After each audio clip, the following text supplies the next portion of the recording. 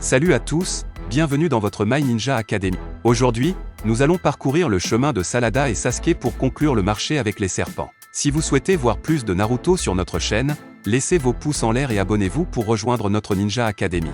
L'une des choses que les gens attendent le plus dans Boruto est sans aucun doute de voir à quel point la fille unique de Sasuke, Sarada Uchiha, va devenir plus forte et ce qu'elle va hériter de ses parents, en particulier de son père. On parle beaucoup de l'entraînement de Boruto, qui semble recevoir l'héritage du Hokage de l'ombre selon de nombreux critères différents, et la plupart des choses dont Sarada est censé hériter se résument, par exemple, à l'œil unique de Sasuke. Cependant, il serait possible que le personnage prenne un chemin encore plus similaire à celui de son père, non, allant bien au-delà de la question physique et parce que les deux sont des Uchiha avec Sharingan, qu'éventuellement elle devra prendre celui de son père pour devenir encore plus puissante, ce qui pourrait même générer une Sarada avec un seul Mangekyo dans son œil, ce qui fait qu'elle a deux yeux différents jusqu'à ce qu'elle puisse en ajouter un autre à son arsenal. Jusqu'à ce que nous arrivions à des questions telles que les capacités et les techniques de Sasuke qui la rendraient capable d'utiliser et de devenir encore plus puissante. Outre le Chidori, nous pouvons également mentionner le jutsu d'invocation. Car, comme nous l'avons bien vu dans Boruto, le personnage semblait avoir une connexion intéressante avec Aoda, ce qui peut être l'indication qu'à l'avenir elle pourrait non seulement être capable de l'utiliser dans une invocation,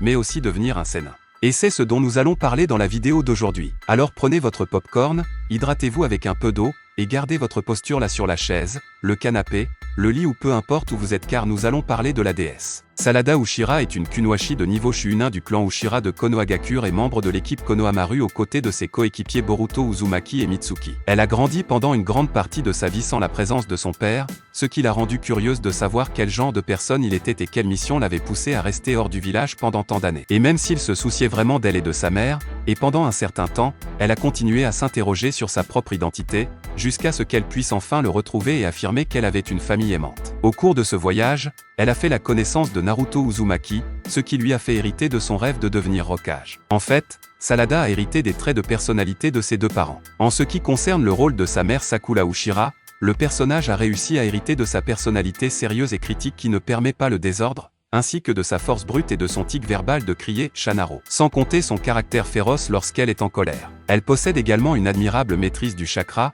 probablement parce qu'elle est aussi un génie, mais elle n'abandonne pas le travail acharné comme sa mère. C'est quelque chose d'admirable, car comme Sarada n'a pas beaucoup de chakra, elle doit en fait toujours apprendre à le contrôler de manière à pouvoir faire bon usage de ses capacités en combat. Comme son père Sasuke Uchiha, elle a une attitude quelque peu distante avec les gens, mais elle n'est pas quelqu'un de grossier. En fait, Sarada a un bon œil pour les choses, possédant un intellect élevé et pouvant apprendre à faire bon usage de son intelligence en combat, que ce soit en combat individuel ou en combat de groupe, où elle a, à partir d'un certain moment, été reconnue par l'équipe comme quelqu'un digne de devenir le chef d'équipe grâce à sa forte perception et son esprit stratégique. Elle possède également un côté très similaire à celui de son défunt oncle, Itachi Uchiha. Sarada est très loyale non seulement envers ceux qu'elle considère comme des amis, mais aussi envers le village, car elle croit fermement à la volonté du feu, ce qui a fait d'elle, jusqu'alors, l'un des très rares membres de son clan à ne pas être victime de la malédiction de la haine. Ce qui est déjà une excellente chose, puisque nous avons eu, à l'époque, un cas assez similaire avec Obito Uchiha. Après tout,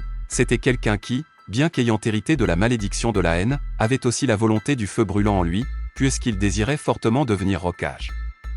En vérité, il était assez semblable à Sarada à cet égard, bien que leur personnalité et leurs capacités soient tout à fait opposées. Il est également intéressant de penser que, parce que Sasuke était absent de la vie de Sarada pendant la majeure partie de sa vie en raison de sa mission, qui était en partie de chercher et d'en savoir plus sur la menace que Kaguya se préparait depuis longtemps à affronter, et en partie d'essayer de réparer ses erreurs passées, la shinobi a grandi sans connaître son père. En fait, elle avait de vagues souvenirs d'une interaction avec lui lorsqu'elle était encore toute petite, mais ce sont des flashs si vagues qu'elle peut à peine se rappeler à quoi ressemblait son visage ou sa voix. Au fil des ans, Sarada a toujours été très curieuse au sujet de son père et a constamment demandé à sa mère où il se trouvait et ce qu'il faisait, devenant très anxieuse à ce sujet, au point d'être jalouse de ses amis qui partageaient des moments amusants ou stressants avec leur propre père. Grandir sans père, couplé au mal du pays, a été très perturbant pour la jeune fille, au point que sa tristesse s'est accrue et qu'elle a, sitôt, réveillé le Sharingan. Pas pendant Naruto Gaiden, mais bien avant, alors qu'elle était encore une petite fille, comme le dit Sakura en parlant à Shizune des yeux de sa fille.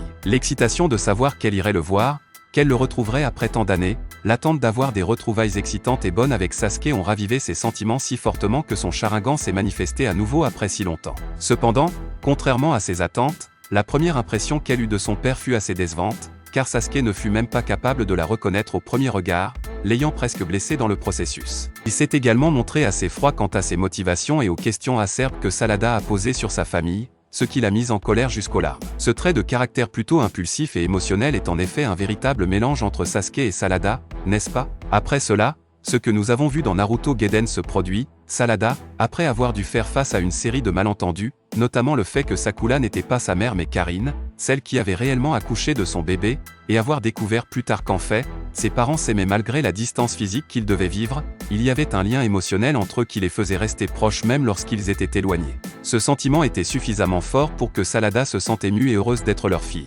Mais, en même temps, ce voyage passé par le personnage aux côtés non seulement de Shosho, mais aussi de Naruto Uzumaki, et ce qui lui a fait réaliser que le Hokage était quelqu'un de digne de confiance et suffisamment sage pour que les gens soient à l'aise et en sécurité autour de lui. Et c'est ainsi que Salada a réalisé qu'elle aimerait suivre un chemin différent de celui de son père et de sa mère, souhaitant devenir un jour un Hokage. Non seulement la deuxième femme Hokage, mais la première Uchiha à occuper une telle position, ce qui, pour le moins, serait assez remarquable. Après tout, de nombreux Uchiha au cours de l'histoire ont souhaité ce poste, et ont même été nommés dignes d'être Hokage, mais aucun n'a jamais occupé officiellement ce poste. Cela dit, on peut imaginer que Salada Uchiha porte en elle non seulement un grand espoir pour le clan en tant que seule héritière, mais aussi l'espoir d'apporter un avenir meilleur pour tous. Sasuke Uchiha, malgré ses actes pour essayer de se racheter, ne peut pas effacer le passé de son clan ni nettoyer ses actes, et il ne reste plus qu'à espérer que Salada le fera avec ses actes futurs et inspirera les générations futures comme un tournant complet. Comme nous l'avons déjà dit, elle ne sera pas un nouveau Sasuke,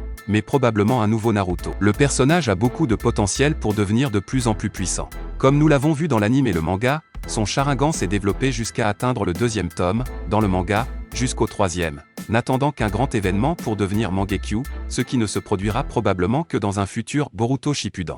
Au-delà de cela, nous avons vu comment ses compétences en body fight se sont améliorées, allant bien au-delà de la force brute et de ses techniques de Shuriken Jutsu, au point que le personnage est capable d'utiliser le Chidori, même sans être totalement entraîné ou avoir perfectionné la technique, pour pouvoir retourner un combat de groupe en sa faveur. À l'avenir, comme nous en avons parlé à plusieurs reprises dans d'autres vidéos, on peut s'attendre à ce que la nouvelle équipe 7 puisse également hériter du rang de ses nains légendaires. Mitsuki peut déjà se classer comme l'héritier d'Orochimaru, Boruto comme peut-être celui de Sasuke, puisqu'il peut invoquer Garaga. Mais qu'en est-il de Salada? Pourrait-elle aussi apprendre le jutsu d'invocation? Et quel serait l'animal à invoquer? De nombreux fanarts mettent le personnage en train d'invoquer Katsuyu, comme sa mère, d'utiliser le Byakugan en même temps que le Sharingan Mangekyo semble s'être éveillé dans les deux yeux. Cependant, comme mentionné précédemment, Salada n'est pas quelqu'un qui a une quantité abyssale de chakras, ce qui la rendrait probablement incapable d'utiliser les deux techniques en même temps, mais il serait étonnant de la voir avec le Byakugan en action. Cependant, qu'en est-il du jutsu d'invocation?